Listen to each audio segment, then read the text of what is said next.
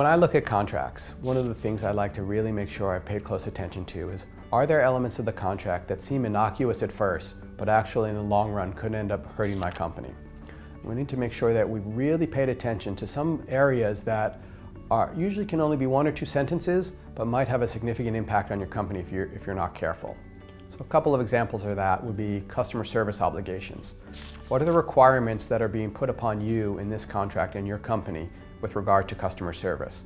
Are they going to mandate that you hire more people, that you change your infrastructure, that you have some new technology platform? Are you going to need to provide 24/7 customer service? And if so, how are you going to do that if it's different from what you're already doing today?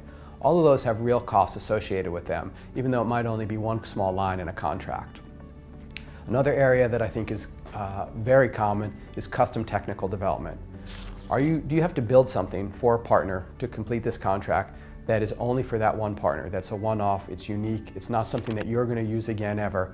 And if so, there's costs associated with that, both real dollar costs and then the opportunity cost of spending your time working on that versus all the other things that your business needs to grow. You need to evaluate that very carefully. The final thing really is operational. What are the components of the contract that you're required to do around reporting, around payment timing, around service level agreement, uptime, around account services and account support? What are those things and how do they impact what your infrastructure is today, both from a technical and a human resources perspective? And if they're going to change anything, you really need to be aware of that early on. I always like to make sure that once I've reached economic agreement on all the terms there, I take a pass through the contract to understand any of the potential hidden costs, make sure I'm clear on those, and make sure that everybody in the company and all the stakeholders are signed on to do the things that are required in the agreement.